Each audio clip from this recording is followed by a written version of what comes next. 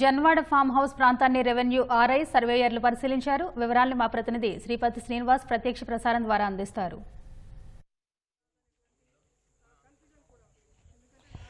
కొద్దిసేపటి క్రితము జన్వాడ ఫామ్ హౌస్లోకి ఇరిగేషన్ అండ్ రెవెన్యూ అధికారులు వచ్చి కొన్ని సర్వే చేసి ఇక్కడ నుంచి వెళ్ళిపోయారు.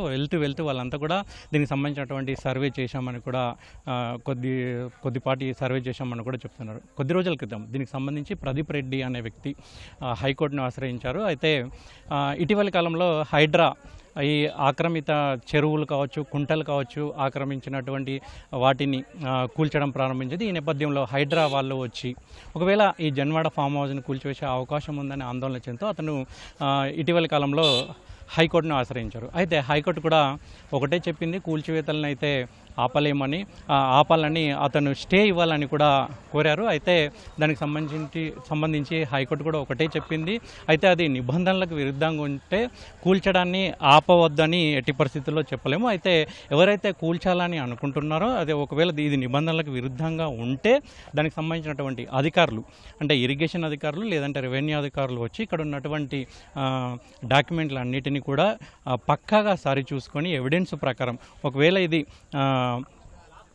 ఈ ఆక్రమిత ప్రాంతం అయితే దానికి సంబంధించినటువంటి అన్నీ చూపెట్టిన తర్వాత కూల్చివేసేందుకు ఎటువంటి అభ్యంతరం లేదని కూడా చెప్తుంది. అయితే హైడ్రా కూడా ఇది జన్వాడ ఫామ్ హౌస్ తమ పరిధిలోకి రాదు, ఇది 111 జీవో పరిధిలోకి వస్తుందని కూడా దానికి సంబంధించినటువంటి కమిషనర్ రంగనాథ్ కూడా చెప్పారు. అయితే ఇంకా హైడ్రా విస్తరించే అవకాశాలు ఉన్నాయని కూడా ఆయన చెప్పారు. అయితే ప్రస్తుతానికైతే ఇది తమ పరిధిలోకి రాదు, కేవలం ఇది ఇరిగేషన్ శాఖ మాత్రమే చూసింది, ఇరిగేషన్ అధికారుల పరిధిలోకి మాత్రమే వస్తుందని చెప్పారు. అయితే దానికి సంబంధించి ఇప్పటికే ఇరిగేషన్ అధికారులు అయితే వచ్చారు. దీనికి సంబంధించి ఏమైనా ఇది గండిపేట చెరువుకు సంబంధించినటువంటి FTL ఫుల్ ట్యాంక్ లెవెల్ పరిధిలోకి కానీ బఫర్ జోన్లోకి కానీ వస్తుందా లేదా అనే అంశాన్ని అయితే వాళ్ళు దీనికి సంబంధించినటువంటి వివరాలు అయితే సేకరించి తీసుకొని వెళ్ళినట్లు తెలిసింది. అయితే దానికి సంబంధించి ఎంతవరకు ఆక్రమించింది, ఏ మేరకు దీనికి సంబంధించి అనే వివరాలు మాత్రం వాళ్ళు వెల్లడించలేదు. నిజానికి ఇది ఆక్రమిత ప్రాంతమా లేదా అని కూడా వాళ్ళు చెప్పలేదు. కేవలం మేము సర్వే మాత్రమే చేశాము, దీనికి సంబంధించినటువంటి ప్రాథమిక సర్వే మాత్రమే చేశామని కూడా